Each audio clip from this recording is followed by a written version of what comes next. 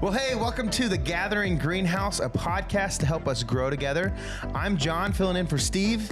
And I'm Steve, filling in for David. It's kind of funny because you just moved from like this seat to that seat. Yes, that's correct. Am I more handsome than David, would you say? I like my looking? job.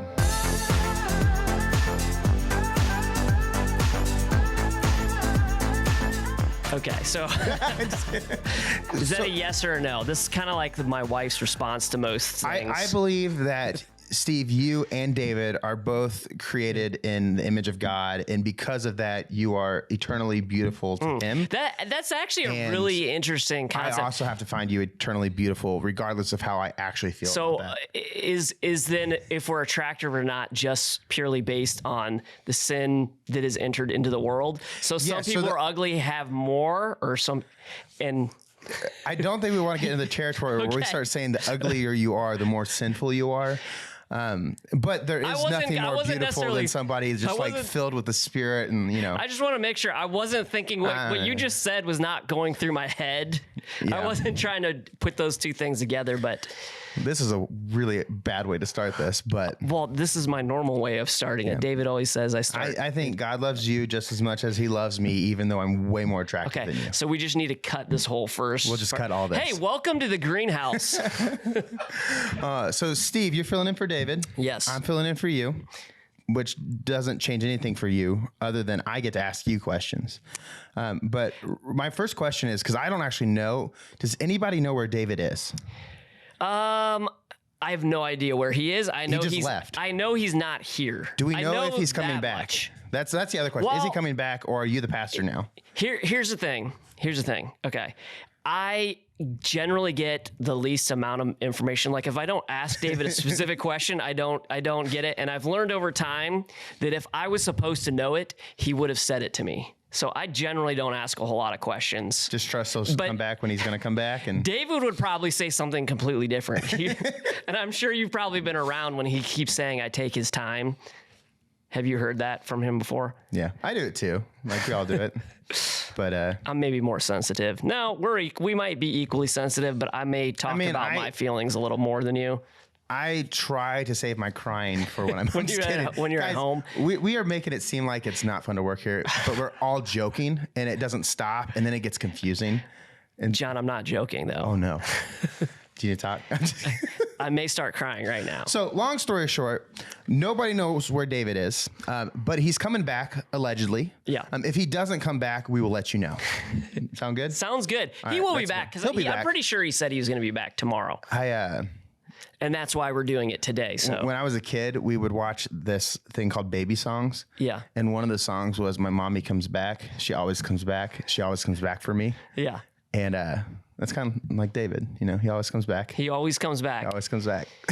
Well, I am about to leave. Yeah, and you're going on vacation. I'm pretty pumped about it, but I have like that pre-vacation jitters of like it used to be the saying, you left the stove on, but I don't think anybody cooks anymore.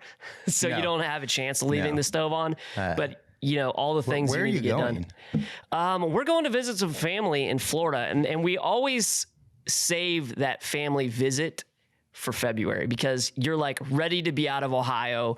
You're ready for a change in the weather. So this is our opportunity to get that. Yeah, there's nothing better than leaving Ohio in the winter and going south. And you don't even have to go very far south, just far enough that the sun comes back.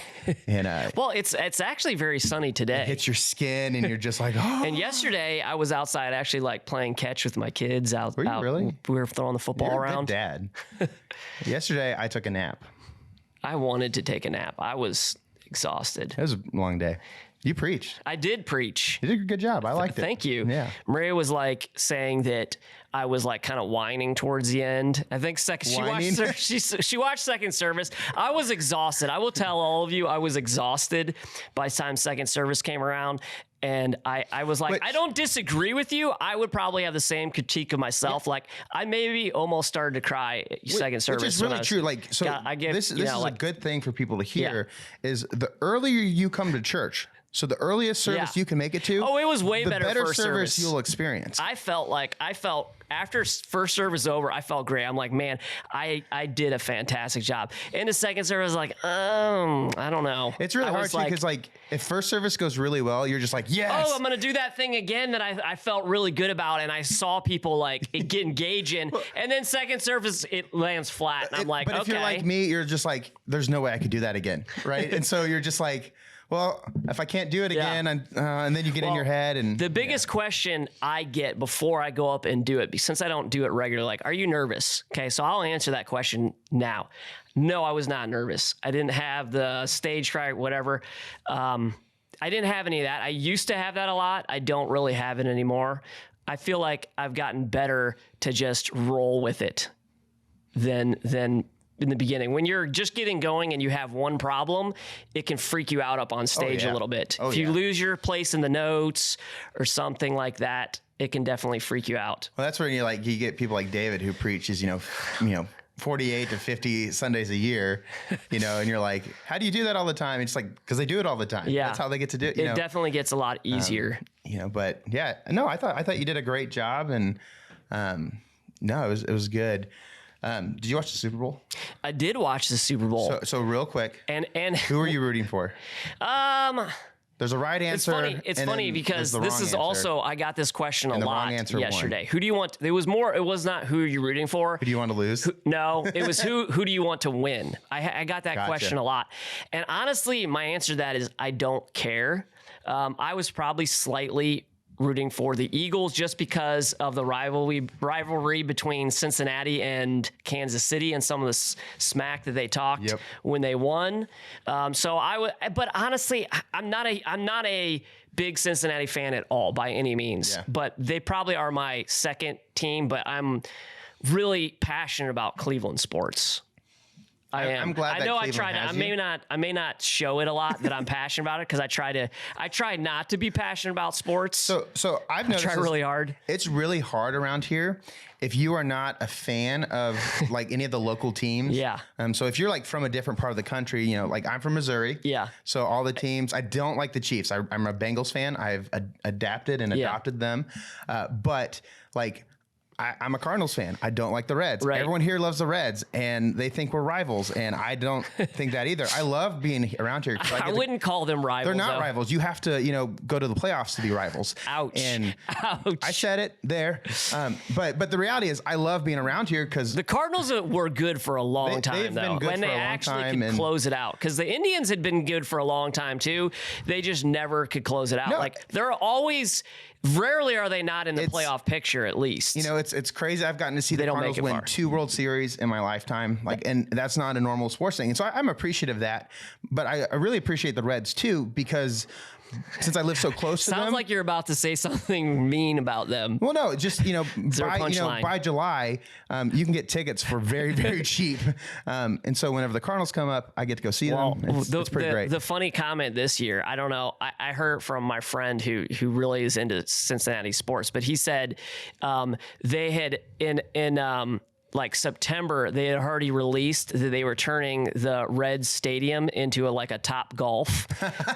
Like awesome. Scheduled in October, so like, I didn't check these dates and everything, but it makes sense, especially how terrible their season was. But like the whole thing about just when you're like when you're a foreigner around here, right? When you like a team that's not a regional team. But you're not a foreigner, John. I'm not like from a different country. You're just not from around here. I sometimes feel like I'm from a different country when I'm up here, but like you feel lonely. Like there's not a lot of people. Like Missouri doesn't get so with Jeremy, who's our building maintenance guy and a lot of other things. He's from Kentucky. I feel like Kentucky people get it the worst. Yes. There's a lot of jabs at people from Kentucky. So when I moved, and they're honestly the best people. They're much more kind from Kentucky. I love people from Kentucky. Like I think most of the people, and it's probably because I'm from Missouri and we're more similar. Yeah. But what I learned when I came to Ohio was I just took all my jokes that I would make about people from Arkansas, and if you just changed Arkansas to Kentucky, people in Ohio would laugh, which is just not nice. Ohio people, be nice to people. It's okay to make fun of people from Arkansas. Ohio people should not be pretentious. But no. They are. They think that they're better. I want to go to, like, where do people in Kentucky? Who do they make fun of? People in West Virginia.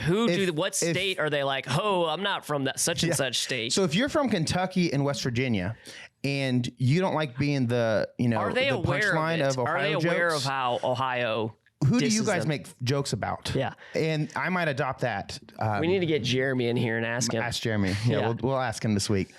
So anyway, yeah, it's weird being a sports fan for teams that no one here cares about. Yeah. Which is kind of like liberating. Did you watch the halftime show? I did. Okay. So did I. Well, okay. When I say watched, it was playing over here while I was putting my kid to bed. This may be surprising to you and probably everyone listening, but I'm a huge Rihanna fan. Are you really? I am a huge. I love song? Rihanna. It's hard for me to pick a favorite one of Rihanna's because I almost like all of her work pretty much. I haven't heard a Rihanna song that I haven't liked. How you said that. It's hard to pick a favorite song because I like all of her work. Yeah. That is such a fanboy. I am she's a true artist to you. Yeah. She is. She's fantastic. And her voice is amazing. I don't know if she writes her own songs. So I don't get into it that much, but if she's not writing it, whoever writes her songs is just really good. And looks like, Matt, are you looking it up? Cool. Okay. This is what we need in this podcast is someone that fact checks us and someone who just is Googling things. But I feel like I would do really bad Under My Umbrella, that one song, is probably Umbrella. It's way overplayed. I get it. I shouldn't say it if I'm a fan, but honestly, I do love that song. I love the bass line. Yeah. I love just her parts in it. Her voice is just amazing in it. And one of my favorite things that Rihanna has ever done is when she did the Saturday Night Live skit where she was like Bonnie and Clyde. Have you seen that? No, because I am not a big fan. I don't know anything about. Are you familiar with Shy Ronnie? No, I'm a Christian. So I'm just kidding. Sorry. It's not like PG. I'm going to say that right from the get-go. But it's Bonnie and Clyde kind of thing, and they're robbing a bank, but they're rapping while they're doing it. And she is like the powerful woman robbing a bank, and she's telling everyone to get on the floor. And then Shy Ronnie's with her, and when it goes to Shy Ronnie, he's whispers into the mic and can't really, he's just shy. And then she leaves for some reason, and he's crazy, and then she comes back and he's shy again. Does this sound funny at all? I'm making it sound really stupid. It sounds like it was probably really funny when you watched it. Yeah. I'm kind of lost a little bit. Okay. In my head, it's hilarious. Well, the reason I'm lost is because you said Bonnie and Clyde. Yeah. And they're dressed like Bonnie and Clyde and they're robbing a bank. So one of the things about Bonnie and Clyde that's really cool is that where I grew up in Joplin, Missouri. You couldn't hear past that. I couldn't hear past it. Where I grew up, they had a hideout that was maybe a mile away from where I live. Okay, when I come and visit you, we'll go to their. We'll go there. I'd like to go there. I'd like to go to the Make Believe Festival. The Maple Leaf. Make Believe. Maple Leaf Festival. That's a really cool thing. Make Believe would be way cooler. If it was a make-believe festival, that would be amazing. Where it's actually not really a festival. It's just a bunch of people imagining a festival. Yes.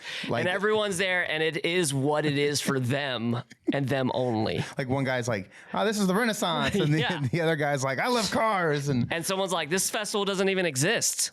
It's all fake. It's all fake. I would probably be that guy. You're all delusional. It's not real. Because Maple Leaf just makes me think of Canada. Because I feel like they have done Canada and Vermont. Whenever you hear maple, people just go, "Oh, that's those places." That's why I think it probably threw us off when we first heard it. We also have Precious Moments is from where I grew up. So that's just gonna make me angry. I don't want to talk about. I don't want to talk about it. It's that clutter. Thing people were. It's probably offended. I probably offended a lot of people with that statement. I apologize. If this is you and you have 1,000 Precious Moments things in your house, it's time to move on and to get rid of some of those. But they remind them of precious moments, John. You're from there. You should know this. Is it just because you and I don't have any precious moments in our lives that we're no, we have precious moments. We just don't want figurines to help us remember those things. I don't like figurines. Unless it's Star Wars. I'm going to say, those are action figures, okay? Yeah, that's true. I'm going to one-up you, John, and then figurines make me angry. They actually make you angry? Yeah. Wow. I'm going to, Steve's going on vacation, and while he's gone, I'm getting him several figurines. Clutter does make me like angry. I would say that's probably your trigger. I'm passionate about non-clutter. Hence, the lobby looks very clean and very very good bare. job on that, by the way, Steve. You did a really great job. Well, you helped me a lot. I'll take all the credit. It was all me. It's always more. If it looks really good, it means it took a lot of time and it involved a lot of people. A lot of people. Yeah. If it ends up with a really good product, that's what it means. Yeah. Well, that's what we kind of like. We're really big about teams and a lot of people being connected. The more simple something is, the more effort you took to make it simple. Yep. Yeah. So right, cool. Matt? Well, shaking his head, he agrees. You know, Steve, you've done a really good job. I'm being very generous. Off topic. No. The last few podcasts, you played some games with David. Yeah. David, sometimes I don't know. He's he doesn't want me to do. I feel like the whole time I'm up here, I'm fighting him to do the things I want to do. Well, I thought you were going to hit a home run last week because he loves Lord of the Rings. No, he's grumpy. But then he was grumpy about it. I don't know why. He was getting ready to go on vacation. He didn't want to do that. He just wanted to get out of here. But the funny thing is, like, I feel like once he got into it, he did enjoy it. Well, it's hard not to get like excited about Lord of the Rings. Right. I mean, even if you don't care anything about the story, there's like dragons and swords and battles. Like that's awesome. No matter what. The truth about David is that he's passionate and he's excited about the things we should probably be more passionate and excited about, like writing the sermons and bringing people closer to Jesus. Not that we're not passionate about that, but like it feels like that's all he cares about when he enters into the building, which is awesome and what you want in a leader. But sometimes I just want to I want to enjoy it too. Like it's enjoyment for him all the time. But sometimes I'm like, I just want to live my life too. So Steve talked about today how he wastes David's time. Yeah. And then just told you that he wants to do it more. Yes, I do. I would love to do that more. Oh man. Well, anyway, what I was saying is, you've always done games. Yeah. So I want to do a game with you. Okay. But it's not going to be a game like here's what you how played. I would like. I want to just show you how I would like David to react. Yes. If you were me and I was David. Okay. I am super excited about this. I know it's going to be awesome. I am pumped for this game. I am so excited to be here. I think it's going to be fantastic.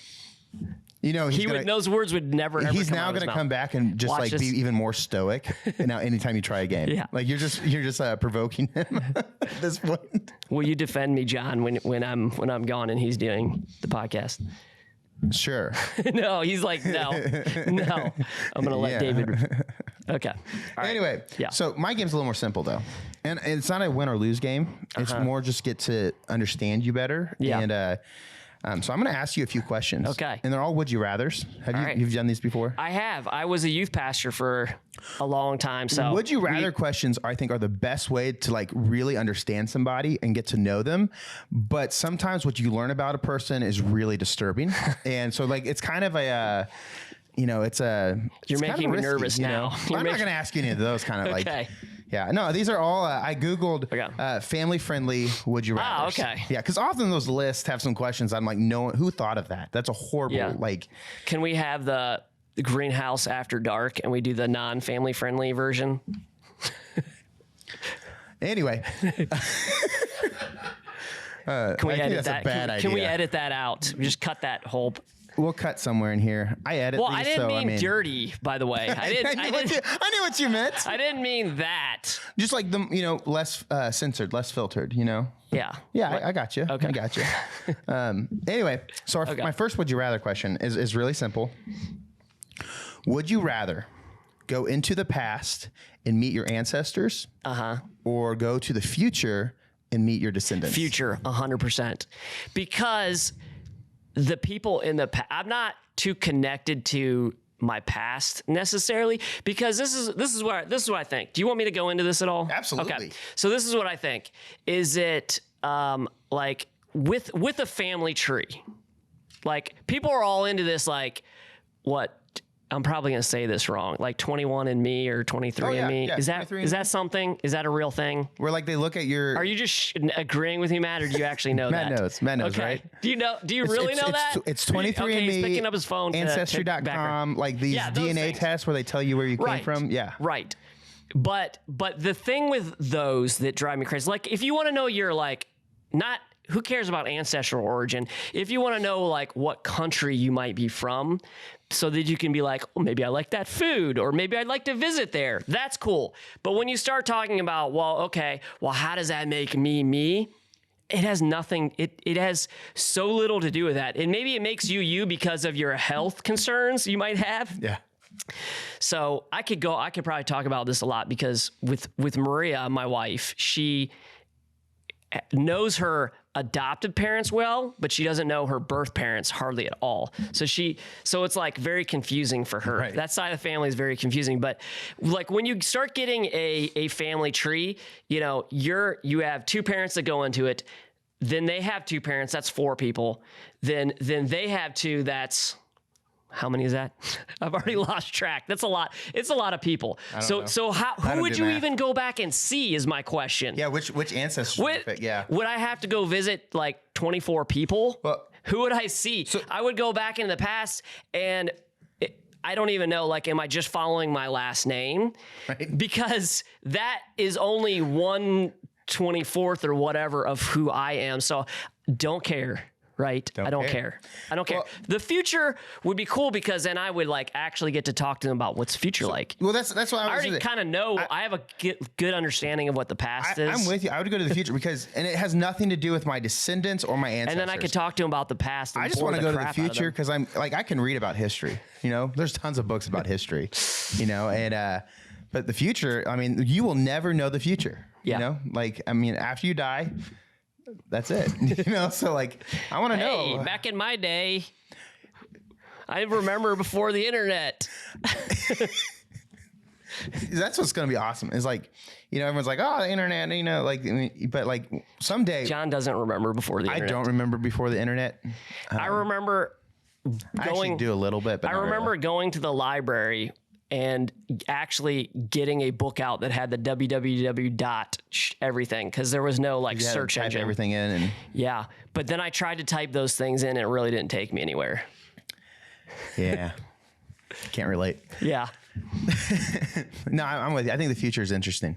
Like, because it could go so many ways. This is what I mean. This is the exact conversation I would have with my relative from the future, and they'd be like, I can't relate. I've lived my whole life this way, and their eyes would glass over, and I would keep telling my stories, and they would be like, here's another way to think about this, though. Like, when you're going back to the past, would you rather be the person getting to ask questions or be the person having to explain how society got to where it is? So if we go in the past, all those people are going to be like, what's a car? How does that work? Cell phones? What? Like you listen to that music? My computer chip does everything for me. Implanted in my brain. What is computer? How does a person from the future talk? I can't do the old. Like the old timey like news. Reporter voice. If it's up to Mark Zuckerberg, we'll all live in the metaverse. I think we will already are in the metaverse, and it's like in the massaging, metaverse, hydrating chairs, and that's all where we sit. So, did anybody else watch The Matrix and be like, "What's so bad about living in the pod?" Like they sounds nice. I would actually like the pod. Yeah, for millions of people were happy with no real consequences. That is a very unchristian mindset. John's getting some spam calls right now. Okay. Anyway, yeah, I agree with you. I think that's a good one. All right, so that's a question, and now I'm going to ask you a real question. All right. So you preached yesterday. I did. And what was the big takeaway that you wanted people to leave yesterday with? So if they forgot everything else, but just remember this one thing, what would that thing be? Yeah. So that we should learn from Samson's consequences of not living out his purpose for God. So the big takeaway is being able to say no to temptations in life allows you to live out the purpose and plan that God has for you. Temptation gets in the way of our purpose and plan that God has for us. So cut that part out, and you can put that in a short. I'll put that in a short. Steve will go viral. That's awesome. No one. It's all the people from the future, so they don't care about what I'm talking about, the past. They're just going to scroll right through it. Speaking of scrolling, a lot of you guys gave up social media this last week. A lot of magnets were missing. There were. Way to go. Proud of you guys. Ruining the audio when I clap into the mic. I know this says a lot about our culture. Did it sound cool, Matt, when I clapped into it? Kind of cool. Matt did this. Kind of cool. So he's going to be after this, don't clap in the mic ever again. I'm really curious how many of you who guys, when without social media. Did you find that it was surprisingly difficult? Not in the sense that you're like, we're fighting this urge, but just naturally you would pull out your phone and be like, I'm going to scroll, and then forget that you were not doing that, or you didn't have the app on your phone? Or? So do you care if I answer that Absolutely. real quick? Did you talk to anyone about this? So my wife is addicted to social media. So she actually gave it up for a week, but she would then, like, if I was ever on my phone, she'd be like, are you scrolling? Possibly because I might have said that to her. Are you scrolling? I can't remember if I did or not. This last week is a blur to me. The thing that was hard for me was that while I was like, I chose not to use like personal social media and stuff. Like I still have to do some stuff on social media for the church. And so it was like hard because like I got to go on Facebook, but only access the church thing and not go to my personal thing. And it is so tempting once you get on that app to just click that notification that says this person who you haven't talked to in 4 years just posted for the first time. And you're like, so why do I want to see that? Here, I have a question for you, because you were more involved in these challenges, conversations than I was. So was the thought of fasting from social media to get rid of the distraction? I'm going to give a few options here. Was it to get rid of the distractions? Was it to help us with our mental health? Or was it because social media can be I'm going to say this wrong, can be a conflict in your life. Like people want to argue. Yes. I said that completely wrong, but no, I it's all of that, right? Okay. So social media is one of those things that is obviously a distraction in most people's lives, right? So are you saying that it's different depending on the person, or are you saying that all those things were the reasons why we decided to fast from social media? All those reasons are the things for social media, and it's different for every person. Like some people, I know people who aren't addicted to social media. Yeah. I don't know a lot of them, right? Matt's not, I don't think Matt's addicted to social media. He's saying no, he's not. Matt doesn't have any. I'm always like, hey, did you see this thing? And he's like, no, I don't have that app. He's not on his phone right now. He's not even on his phone right now. I'm on my phone right now. But I have questions on there.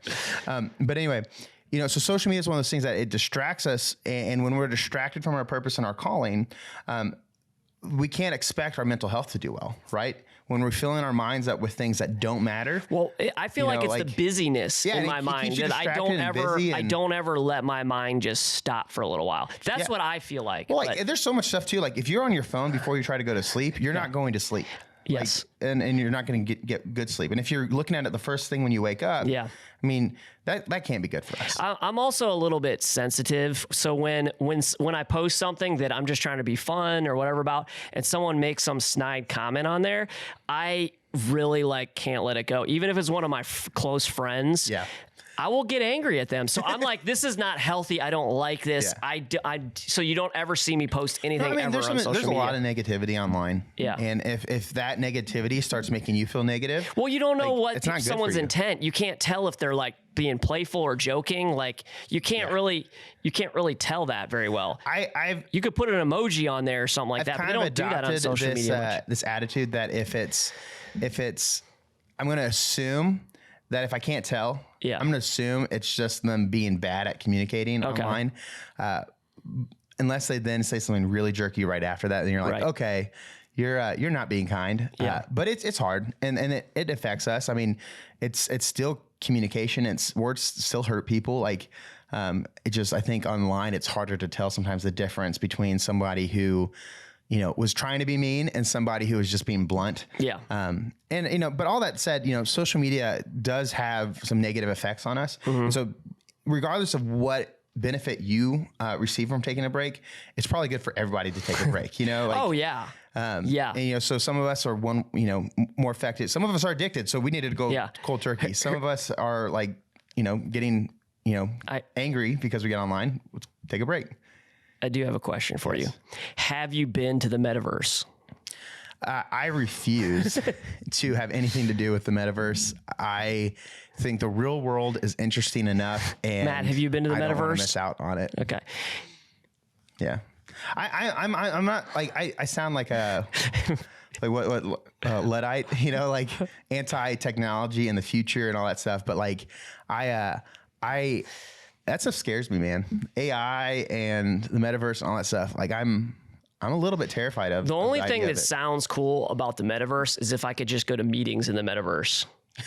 Never leave your house. If I could literally not necessarily just leave my house, but then I could get into the metaverse wherever I am, and I could jump into a meeting. You know, like Zoom, you could kind of do that and put a background on it, but you still have other things going on, you know, but to jump into the metaverse, put the goggles on. It's going to be hard to convince me that the benefits are worth the risk of the metaverse taking over and, you know, us being slaves to the computers and all that. Yeah. So True. I'm a little paranoid, not going to lie. All right. I have another would you rather question. Okay. Do we have enough time, though? Yeah, Matt, how are we doing on time? Do we have enough time? Almost enough time? Yeah. All right, I'm going to ask you one more would you rather. I won't talk a lot. And then I'm going to ask you one more question about your sermon. Yep. All right. This is a good one. Would you rather win the lottery, but your life is as long as it was going to be? Yeah. Or would you rather not win the lottery, but your life be twice as long?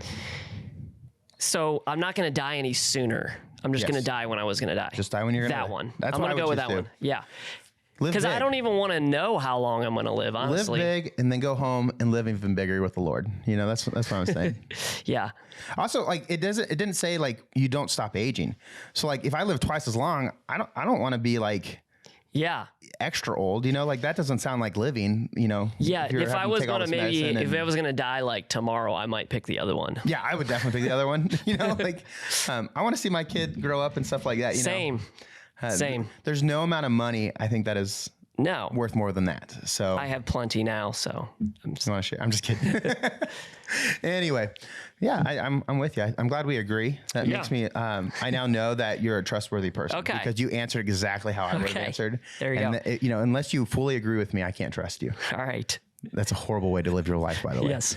All right. So one last question about your sermon yesterday. Okay. Yes. Was there anything that you wanted to say yesterday, but either you didn't have time to say it, or you know came to you after you finished sharing? Right. Yes, there is only second service. I ran out of time second service, so I had 4 application points, and on first service I got through all of those 4 points, and I'm just pulling up my notes here so I remember exactly what it was, because I much more need my notes than David does, but it was, and this, I talked about it a lot in it, so I'm not so upset, but would I have liked to have more time? Yeah, I honestly probably could have stood up there and I probably could have talked in at least another 20 minutes easily. That's the worst thing that like everyone, you never want to hear that from a preacher, right? I probably could have gone for another hour. I was very mindful of the time, and unlike David, I think it was last week when I was like, when do you start seeing people fidget and ready to leave? I did not see anyone yawning at the beginning, but about 15 minutes out, I definitely saw some people yawning. And was I one of them? I didn't see you. Good. I was really tired yesterday. Maria's like, were you looking at me during? I'm like, I didn't even know you were there. I didn't see her.